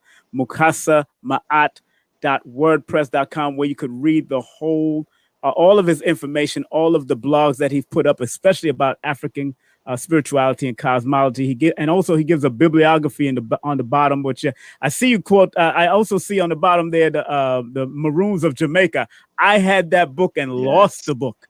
My goodness, I'm going to have to get that book back. But I'm glad that you have of course Sheikh Anta Diop. You have a lot of different references, primary references, and I'm honored to have you on the show. Any parting words you want to say? You wanted another question, Aisha, before we get off, or what? I know you got some questions in your head. Okay, I do have some questions. I'll be quick. I have one. I do have one question that I do need to. Go ahead. Or is this something that you should call for counsel for to speak to you? Like, how do you do? Like, how do you pray to the ancestors or connect with them? Like, what are the basic steps that we should start doing, or altars? Like, what do you advise us to do to set up like an altar? Step is that yes, the first step, what I would advise everyone is to have an altar of your ancestors, your personal ancestors. You know, let us not forget, and that's why I say too, and this is a good place to end. That's why I say that we can't become self-righteous, because you know, if you're African American, you probably come from a Christian family, and Yeah, I did. as our grandmothers and great grandmothers and as Christian as they were, they taught us a whole lot of African spiritual lessons. They taught us a whole lot of African cultural lessons. It was in their DNA, although it was not in their language. They taught us that. So one of the first African spiritual things you could do is to have an altar to communicate, to be in communion, and to make sure that your ancestors are residing in your home, you know, with you, and that they speak to you, that you speak to them. As far as prayer, you know, you should have libations, and I give libations in different traditions, not just one. Libations. I recognize. Yeah. So you have, and let me say this: cultural libations that we do in a lot of the African-centered schools, because schools are public. You know, even I mean the charter schools. We give a cultural libations, but within your home, you can give the spiritual libations. You call the names of the Necharu and the African Creator. You know, call forth those names, but understand when you call forth the names that you bring them forth, and you have to live accordingly. Because, you know, if you're not doing what's right, you know, they will put you in your place. You know, so we have to make sure that when we call forth the names of these ancestors and these Orishas or Necharus and the supreme deity ancestors pray to, that we have to make sure that we're listening and living accordingly. But as well, you know, the spirituality it's in how we interact, it's in how we speak, it's take up the body temple as well. You know, it's not enough to just pray over your food and then you eat filthy food. You have to, you know, do best to eat as healthy as you can. And, you know, healthy for one person may be different as healthy from another person, but we remember we're all growing and we're all striving. You do your best. Your spirituality is in how you interact with your family. It's the type of mother or father you are. It's the type of son or daughter you are. It's how we are in the world. It's honoring our tradition and our culture. Like some people, they'll wear African jewelry, you know, because they're wearing it. But for others of us, we're wearing the African symbols as a way. It's like the veve of the Vodun. Like the symbols were on the ground, but they were used to invoke the low. They were used to invoke the spirits. So when we wear jewelry, it's not jewelry. We're wearing the symbols of our ancestors so that they can be in community with us, so that they can guide us, so that they can protect us. So it's a lot of ways that we can live the faith. You know, it's a lot of various ways that we should do that. That's of course again. Thank you very much. Let's give him a well-deserved round of applause for that. Our brother who came in and dropped the wisdom. That's what I'm talking about. Drop the wisdom all the time. But Thank you. Give thanks. People, please go to his blog at wordpress.com. That's Dr. Mukasa Maat.wordpress.com. And please give him a call at 215-901-3899. That's 215-901-3899. And don't forget, email him also at spirits360@yahoo.com, and also Mukasa365@gmail.com. And you could hit him up on Facebook at Mukasa Afrika and IG at it's Dr.Mukasa.Maat, right? That's what it is on IG? Yes, the IG. Yeah. Yeah, no, yes, yeah, sir. right. Okay. All right. I'm easy to find on all of those. I'm easy. You can find me through a quick search. I'm not too hard to find. Yes, sir. Yes, sir. Yes, sir. Well, I want to thank you very much for being a part of the show, my brother, and thank you for coming through. And give a hug to those beautiful children and the family, my brother. Yes, sir. Thank you. I'm honored and humbled. Thank you. Yes, sir. All right. Okay. Thank you. Take care. That's our brother. Want to thank him once again. And of course, thank you for all those great questions you was giving. Oh my goodness. You came here with a vengeance, girl. You came in with a vengeance. To the vengeance. I like that. Thank you. Look, I just let you go and let you roll. I just let you roll. Okay, that was Thank you. good. That's good. How you been? What's up? Everything all right? Yes, everything is good. So That's it's been a long day. That's all. It's just been a long day. I can But I'm tell. grateful. I I'm can tell. grateful. It's been a long day, long night. I didn't sleep the whole night last night, so I'm What? literally paying the price right now. Like I'm literally paying the price. Like So wait a minute. You didn't sleep at all last night. I did not sleep at all. I didn't go to sleep till after the sun had risen. Oh So man. yeah, Well, I'm paying a price. family, if you want to contact her right now for spiritual upliftment and self-esteem consultation, she can be contacted at the email Aisha Amor at Gmail, because we're going to keep on awake again tonight. We're going to keep on working because that's another state. That's another state that we get in when we go on that non-sleeping mode. So it's a whole nother state. It's just And, all another place. for her beautiful adornments, Take us go to some Woo water. Million. That's good. That's good. As a Woo Million _ adornments, and you could hit her up there, and then Cash App. You make sure you check out her Cash App at $ Empress Amor, PayPal Aisha McBride at Gmail. Of course, these are her beautiful wares that she has. Let's talk. Let me see those wares that we have here for her, because I showed it earlier. But yep, this is her stuff here. People, this is her stuff. That's the one that gives you that orgasmic feeling and experience. Yes, yes. Yeah. So make sure you DM her if you want some of those that orgasmic feeling up there. Look at her. Look at her up there with the big afro. Look at the afro up there. Okay. Yes, ahead, I was rocking an afro that day. We see what's happening here. Okay. Thank Okay. you so much for You fancy. You fancy. Yeah, but I'm glad. I'm going to let you get some rest. Don't worry about it. I'm not going to hold you up, because I'm going.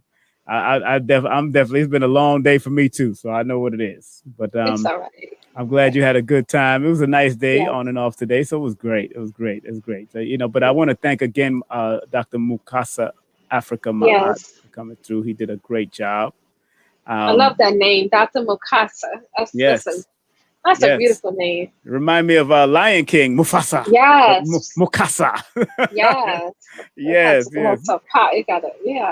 And we didn't even talk about his martial arts, because he does martial arts. He has his own system. He trains martial arts. He teach mixed martial arts also. So he's like you said, he's been through, when he opened up, he was he's been a high school dropout. Then he got back on his foot. He got back on his feet. He was a criminal, went through all of that, and now got his doctorate degree. You know what I'm saying? So yes, it just goes to show you, man. If you go there with the right mind, real.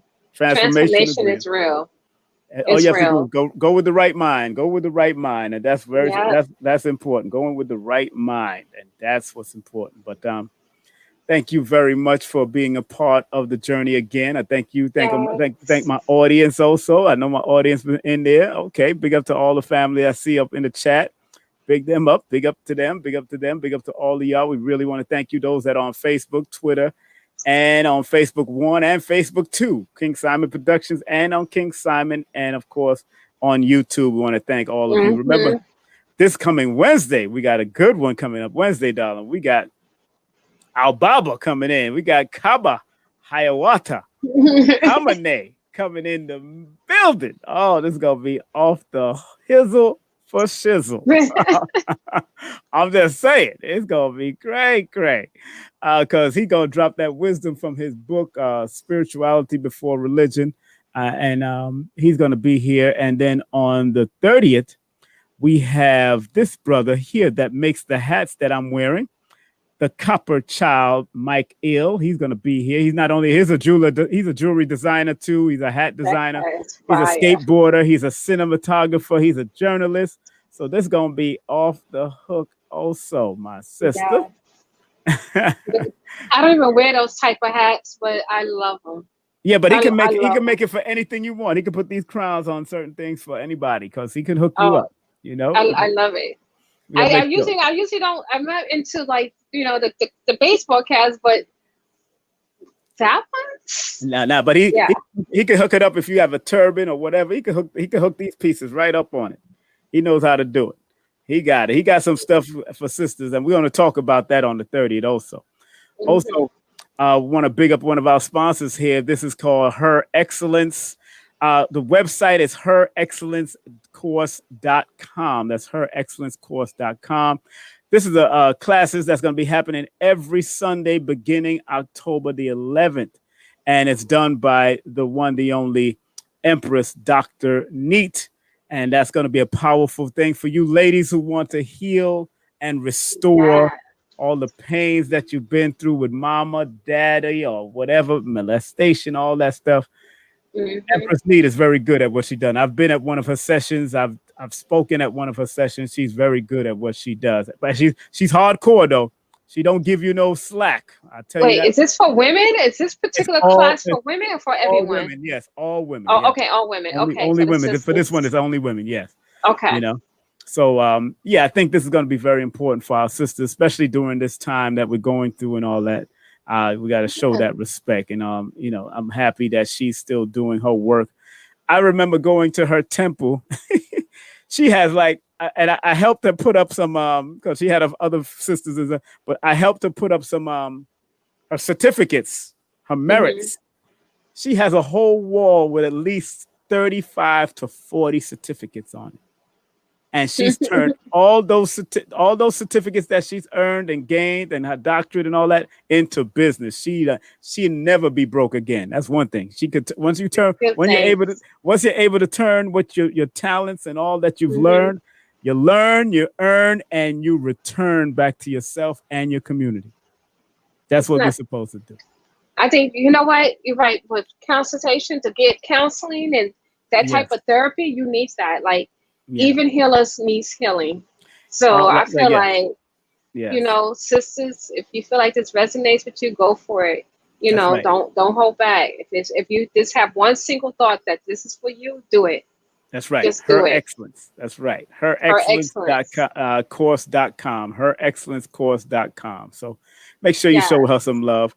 Also, let's big up this sponsor, the natural gynecologist. She also does consultations over the phone at pedalwise.com. That's pedalwise.com. And guess what? If you want that 10% discount, guess what?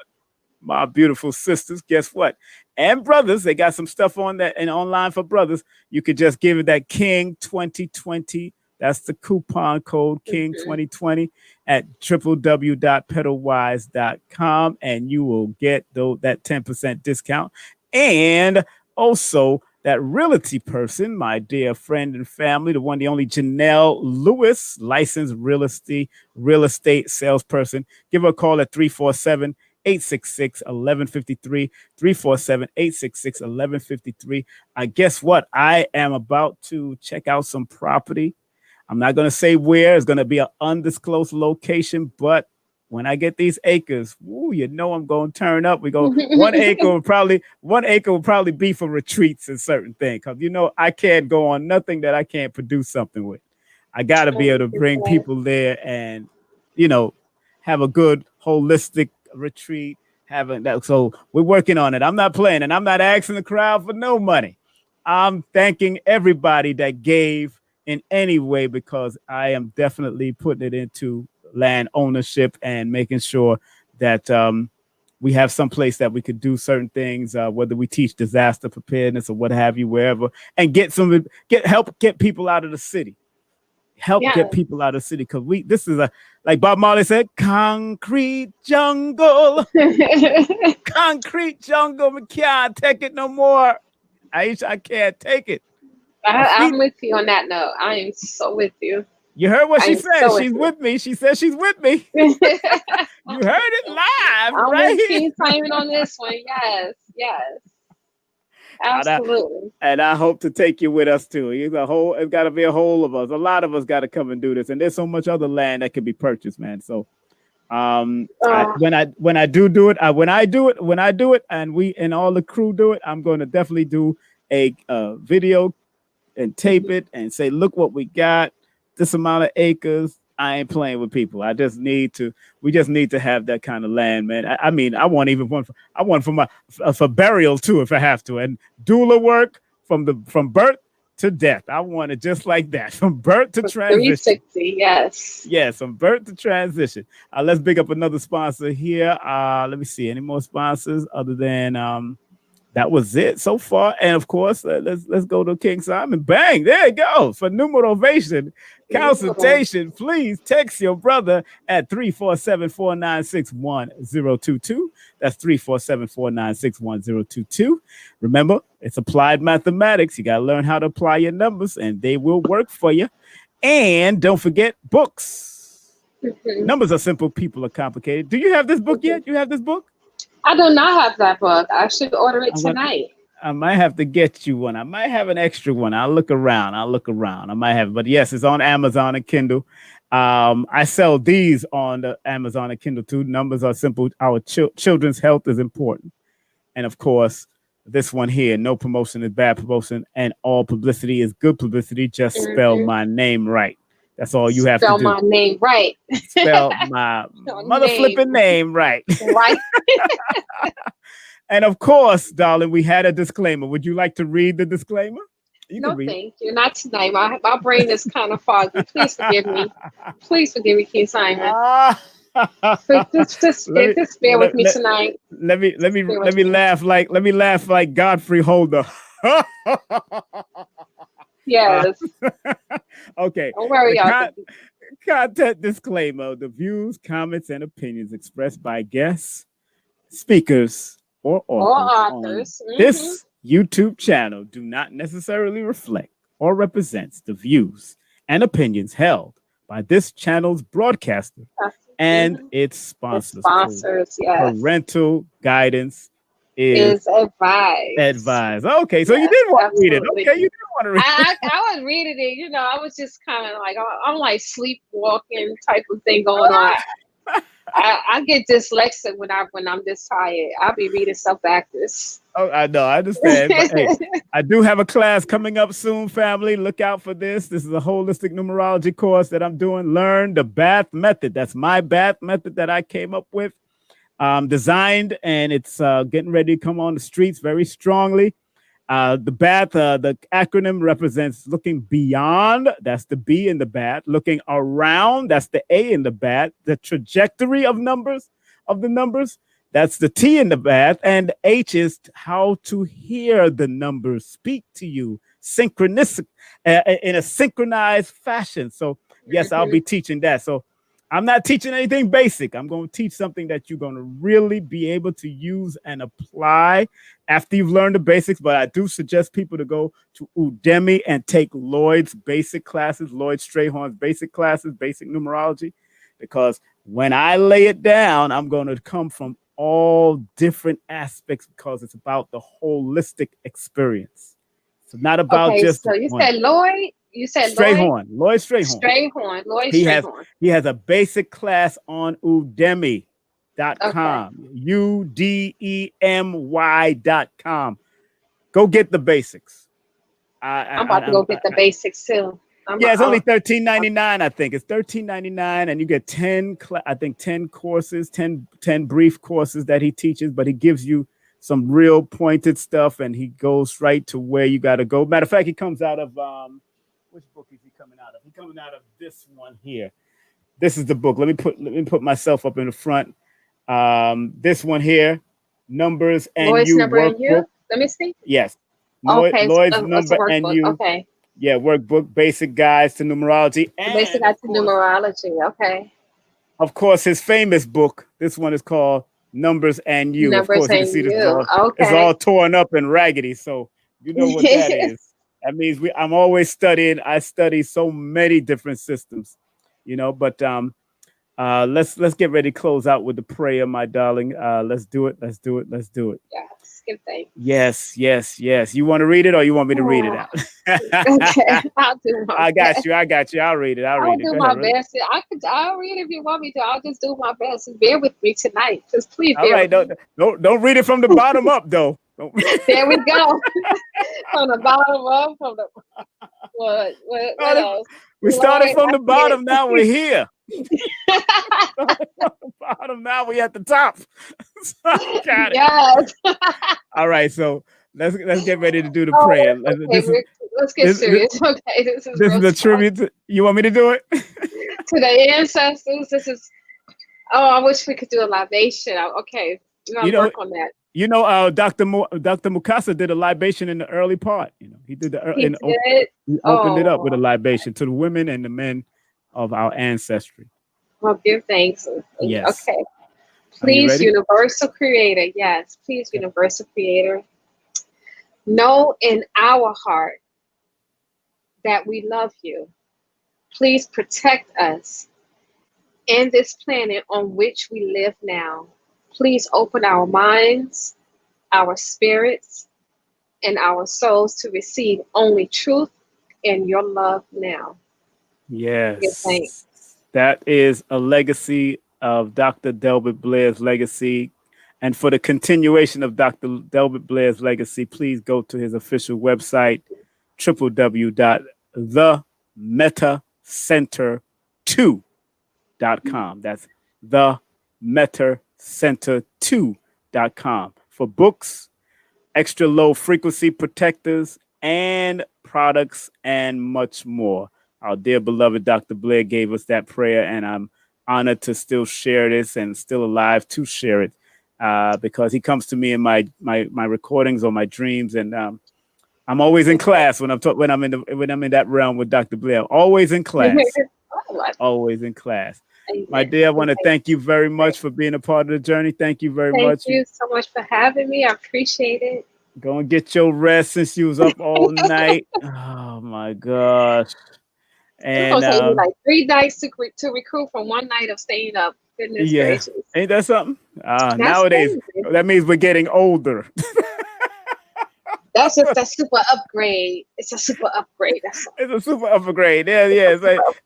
So no, we need to get more rest. We need to take time. So y'all people out there, y'all stay at peace. Y'all stay focused. We're gonna close out with this song, and one of my songs that I'm turning into a children's book. And thank you very much, darling. You be safe, okay? And okay, I'll see if I can. If you're gonna be up, for a few seconds before you go to bed. I'm definitely gonna be up for a little while. I'll call you after the show to make sure you're all right. All right. Okay. Good. All right. Yes. All right. Okay. Peace. Take care. Yes, that's our beautiful one, Empress Aisha Amor. Aisha Amor.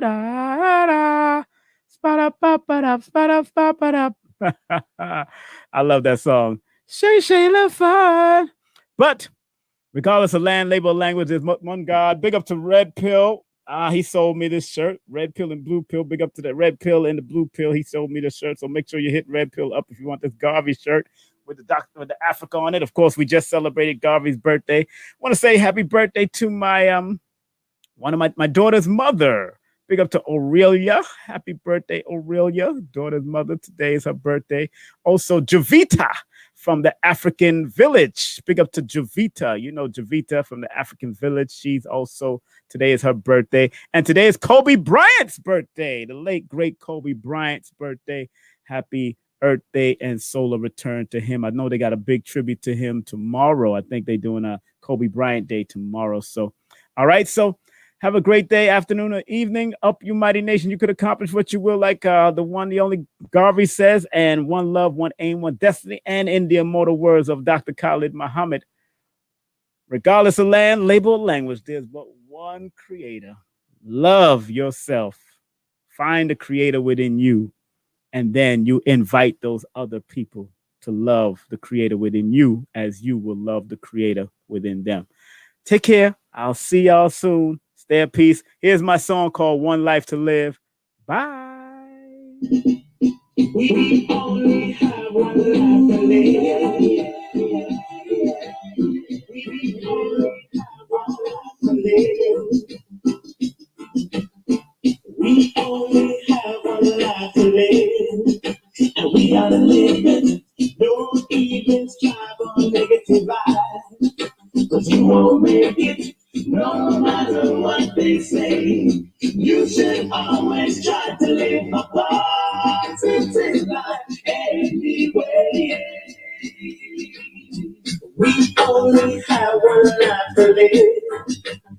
we got to live it.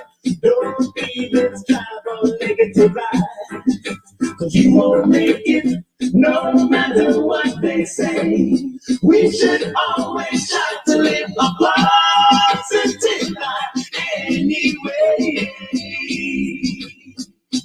We all know time is running out every day. The people they know that life is not a game that we play. If you're not sure about this dance, I want the whole world to confess that we all should try to live our life the best way that we can. So I know we only have one life to live, and we gotta live it. Don't even strive on negative vibes, 'cause you won't make it, no matter what they say. You should always try to live a positive life anyway. Oh, yeah. Oh, yeah. We only have one life to live, and we gotta live it. Don't even strive on negative vibes, 'cause you won't make it, no matter what they say. You should always try to live a positive life anyway. We all know time is running out every day. The people didn't know that life is not a game that we play.